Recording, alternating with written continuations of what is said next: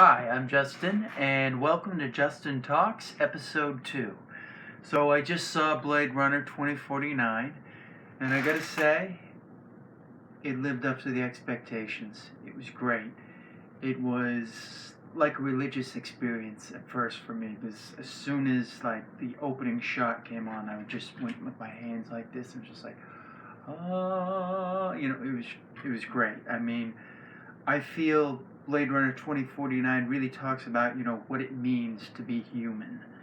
I mean, the cinematography was just beautiful. I mean, the opening with just the eye and this beautiful shot. It was sublime. It was wonderful. It's got to be. It may be my favorite movie I've seen this year. Is it truly it made me think, it made me just kind of stop in my tracks and kind of evaluate things. I mean, I've seen it twice now, and I want to see it again. I think it's probably one of the closest things you can get to a perfect film in 2017. As I said, the cinematography is just beautiful. I just look at all the images on the IMAX and just was like, wow, this is so beautiful. And the music, the score done by Hans Zimmer and Benjamin Walisch. I couldn't figure out how to pronounce his name, but wonderful. I've been listening to it all week. I can't get enough of it. It puts me right in the film. And it's such a tribute to Vangelis, who did the original Blade Runner. And the whole film really almost pays tribute to the first Blade Runner. Very few films, I could say, could pick up, 20, 30 years after the original and still feel like it's that universe. It doesn't feel like it's this made-up universe. It feels like, oh wow, I'm back in the Blade Runner world again. Things have changed, different stuff has happened, but it's Blade Runner. It's not like how I've felt with like the Terminator franchise, where, I can watch Terminator and Terminator 2, and then I watch Terminator 3 and Terminator 4 and Terminator 5, and I'm like, wait a minute, these don't even resemble the film. It's upsetting. And then seeing Blade Runner 2049, it's just like, wow, they did it right. I have no complaints, and the acting was wonderful, and I can't say enough good things about this. This is why you go to the movies, to see films like this happen. I'm a little upset because it hasn't made the money that I think it should, but it's a wonderful film. I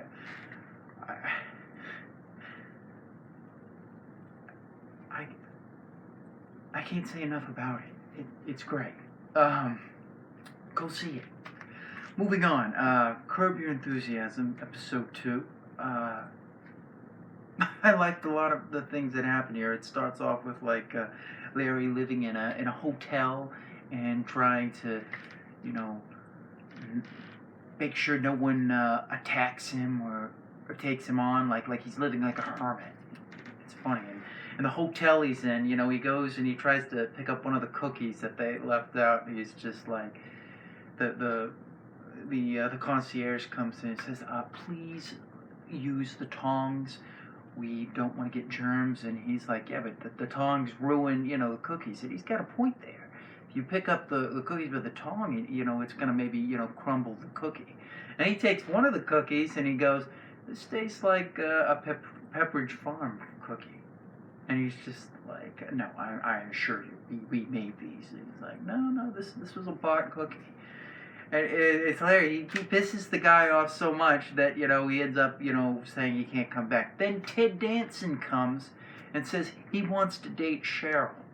So Larry going, well, you know what? I think I'd like to date Mary. So he calls Mary, and Mary's like, well, I don't think we have anything really in common. And later on in the episode, he sees Mary with a guy that looks exactly like Larry, and he's just like, and he's got his disguise on because he's been wearing a disguise because he's scared that the Ayatollah's, I forget what it's called, is going to, put a hit out on him. Somebody's going to hurt him. Everybody's telling him, you're fine. Nothing's going to happen to you. You're fine. You're fine. They see some prostitute, and he says to her, I don't think you have to, dress like that. Dress like a normal person. You'll make more money. And she listens to his advice, and she actually comes back and says, yeah, I am making more money. Which is funny. And then Marty Funkhauser, this is the first time we've seen him in this season. He brings his, I believe it's his nephew, who is supposedly this big pitching all-star guy. He gets hurt picking up the pickle jar, and he won't do anything. So, Larry comes to him, and he's like, I think I can help him because he's, like, the kid's lost the will to live. Like, now he's all of a sudden... doesn't want to do anything.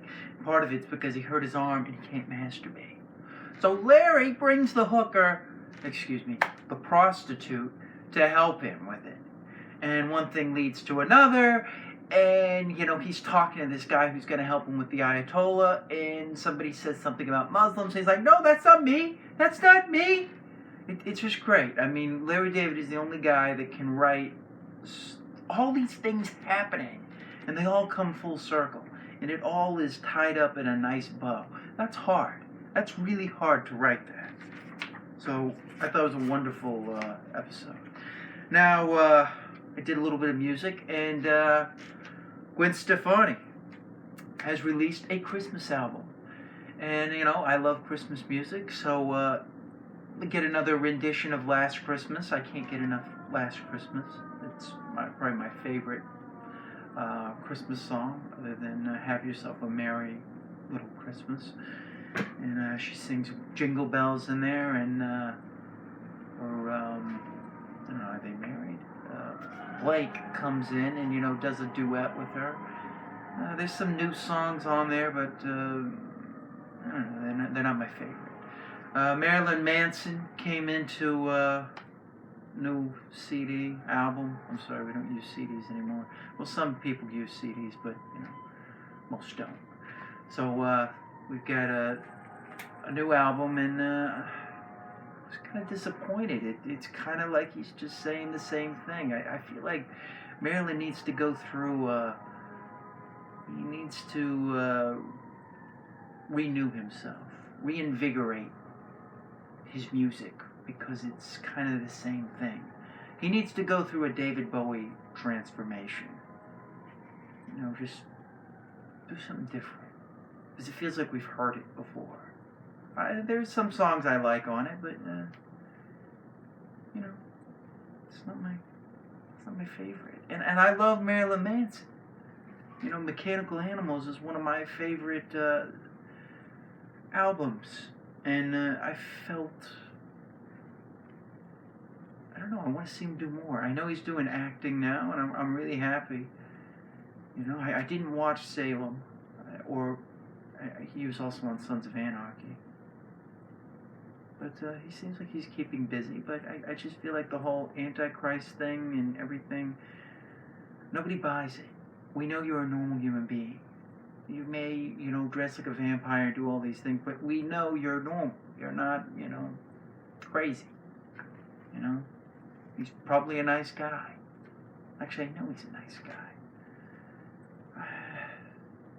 I don't know. He just Tyler Bates helped him with the music, who does a lot of scoring.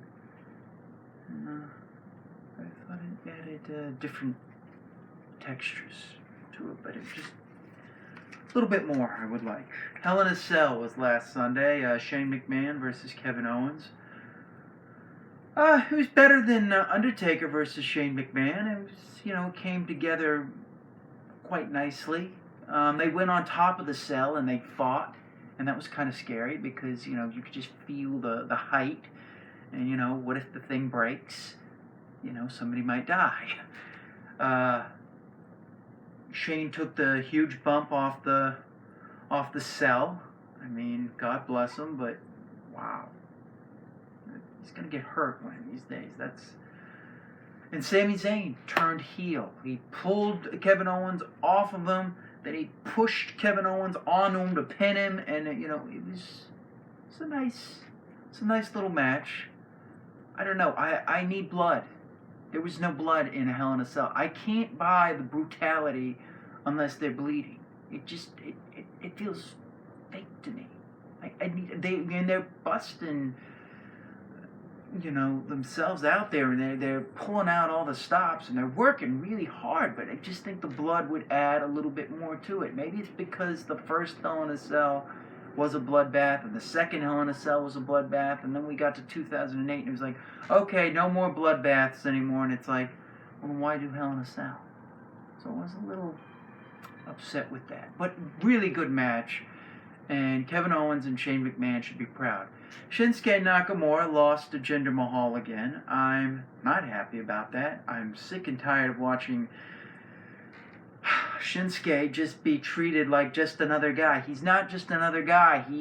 He is the guy. He's special. He's something different, and just using him as another guy.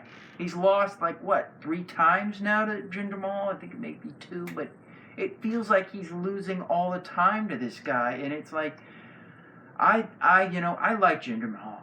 He changed himself, and he got himself going, and now he's the world champion. The problem is his work doesn't feel like a world champion. It just kind of feels like a middle of the card thing, and that's a dangerous place to be. And I really felt it was time for Shinsuke to take the title off of him. If they wanted to put it back on him before the India tour, they had December. But Shinsuke needed that win to solidify himself, and it didn't happen. I don't know what he's doing here. I feel like he should go back to Japan with Finn Balor, and we know as Prince Devitt, and put on great matches again. This just isn't happening, and it's upsetting to me. The Shield, they came back. I thought it was great, but here's how I would have done it. You had Miz out there. He's doing all this stuff. This is Raw we're talking about. And, he's, talking and, doing all these things. Then you hear the Tango, Elta, this, that. The old Shield music plays. They come from the crowd wearing the old Riot gear. They swarm the ring. They just beat the crap out of Miz. They beat him. They leave him laying. They don't say anything. And then they put their hands together and they leave. And if they want them to say, the Hounds of Justice or something like that, that's great. But the less is more with the Shield. Instead, they came out all on the, ramp and did this big grand entrance thing. It's like, no, just come out as the Shield. They don't need to talk. No talking. No talking was needed. It was, it could have been done better. In a sadder note, Lance Russell died last week. And I've been listening to a lot of his interviews, and what a smart guy. And if you don't know, Lance Russell was the guy who brought Jerry Lawler into the business. He put his artwork up, and he helped him get in to become a wrestler. I mean, so we're indebted to Lance Russell for that. And just what a great guy. I don't think anyone could say anything bad about him. He knows his stuff. And he thought like a wrestling fan. So when he was commentating, he thought like how we think. And I think that's missing in wrestling today. We don't have that. Tom Petty died, and that's really sad.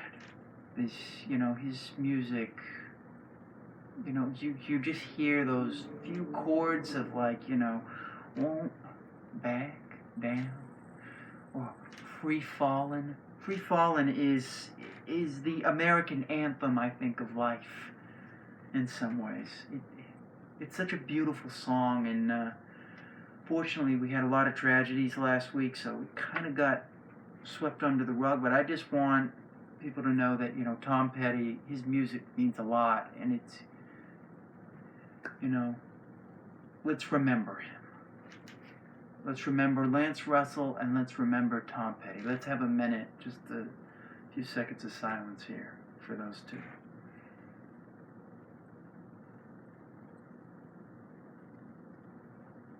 Okay. Okay, I watched the Spielberg documentary. That was great, and it brought me back to the first time I saw Jurassic Park with my mom. I think we went on a Sunday. It was raining, and my mother was like jumping on her seat and everything. It was probably, I'd always loved dinosaurs. I had like this, red dinosaur toy that was like a T-Rex. But here you got to see like dinosaurs up close and personal. It was just like,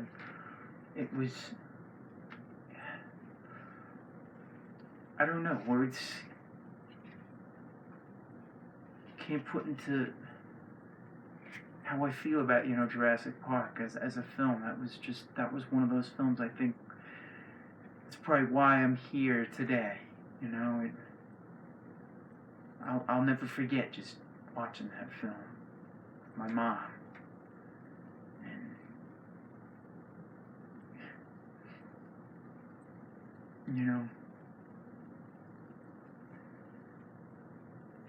that movie, changed special effects. When you look at the CGI today, it all came from, two films, Jurassic Park and Terminator 2. Terminator 2 kind of introduced it, and Jurassic Park, really showed what this stuff can do. They showed those raptors, the velociraptors, and he did a combination of practical effects and CGI, and you couldn't tell the difference because they made it like match. I think it still holds up today, that CGI, and that's saying something. So I just want to say that, Spielberg's Jurassic Park had a profound effect on me.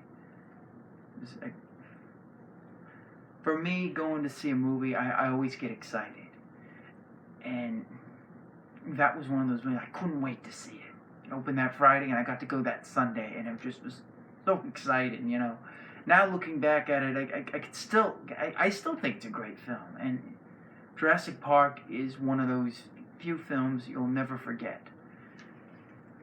I think that wraps it up for this episode. I guess we would call it an emotional episode of Justin Talks, episode 2. Getting into a lot of things, but I got a lot of opinions. So, Justin Younts signing off, and thank you for listening and watching.